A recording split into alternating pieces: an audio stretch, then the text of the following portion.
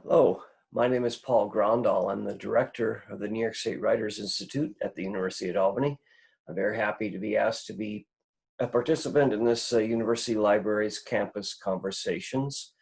I've been asked some basic questions and I'm happy to share my thoughts and answers with you in this Zoom format.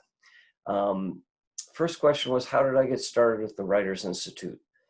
Well, I know we're supposed to keep this to 5 minutes, and it's kind of a long answer, but I'll answer it as succinctly as I can. I came to the University of Albany as a graduate student in 1981, the English department.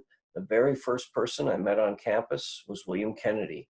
He was working on a Labor Day weekend in the English department, the only light on, and I started talking to him. His class was full. I couldn't get into his fiction writing class, but I did connect with him. I said I'd share some of my writing. He was kind enough to read it and offer some comments, and he became a mentor. I started working at the Albany Times-Union in 1984, the year after that William Kennedy founded the New York State Writers Institute. And I had an interest in literature. I had a degree from the University of Albany in English literature, and I decided I would kind of make the Writers Institute my beat, as it were.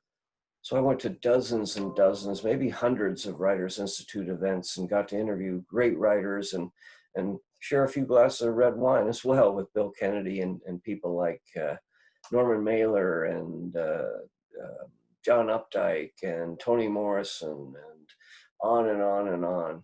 Some fantastic writers. We've had over 2,000 at the New York State Writers Institute in its 36-year history. And I was honored when the position came open after the unfortunate, untimely death of our first director, Tom Smith, and the second director, Don Faulkner, had health problems, and he also passed away, and the position became open, and I was really excited. It's kind of a dream job.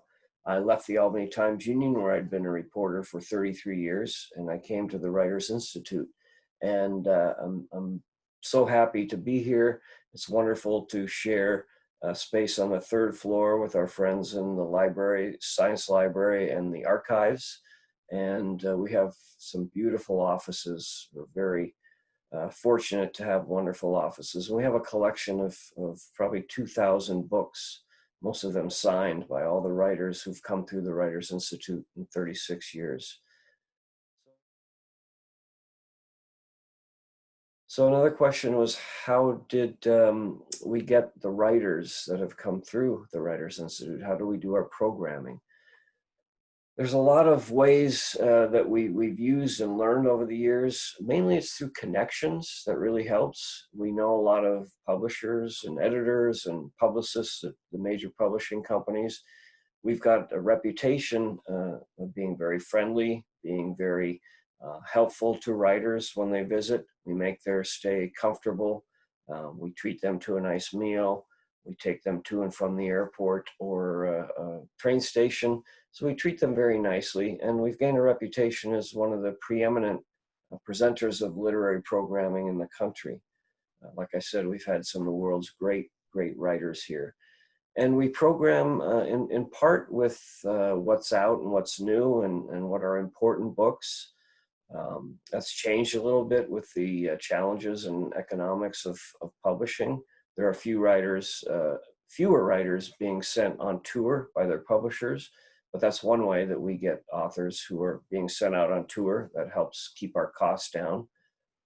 The field is kind of changing too. Some of the big best-selling authors and kind of celebrity names are now requiring high fees, which we don't have. So we use these friendships, these networks we've developed, and we like to call them crimes of opportunity as well. If we see a book we're really interested in or an author we think would fit in our program, we'll go after them, and we'll also be patient. Sometimes it takes several years of asks and pitches until we get someone. So that's kind of how we do it. We have our techniques, like I said, and we've been very successful over the years to bring in high quality, leading authors from around the world at very low cost to the university. And we keep all of our events free and open to the public, which we consider very important and a central part of our mission. So another question was, the genesis of the Albany Book Festival? I'm happy to answer that because it was an idea that I brought to the Writers Institute when I became director a little over 3 years ago. I've been to a lot of book festivals, the Washington Book Festival, the New Yorker Festival, I have not been to the Miami Book Festival, but I've been to the Brooklyn Book Festival. I thought Albany is a major city, a capital city of New York, a great literary tradition. Why don't we have a book festival here? There had been a couple attempts, kind of fits and starts a decade or two ago, but we decided this time that we would center it at the Writers Institute and make it part of the University of Albany. We had 2 years in person where we had about 5,000 people come to campus. It was wonderful. Writing workshops, free writing workshops, panel discussions, one-on-one conversations, huge book signing lines, and wonderful authors like Joyce Carol Oates and Doris Kearns Goodwin and Walter Mosley and Gregory Maguire and just wonderful people. This year we had to go virtual because of the pandemic, but it was also very successful. We had 2 weeks of events each day. We pre-recorded a lot of the conversations and we premiered them on our YouTube channel.